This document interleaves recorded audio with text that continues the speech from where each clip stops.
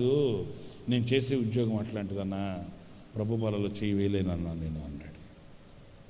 నువ్వు ఇంకెంత సంపాదించుకుంటే ఏం ప్రయోజనం నాయనా? నువ్వు కోట్లు సంపాదించుకుంటే ప్రయోజనం ఏంటి?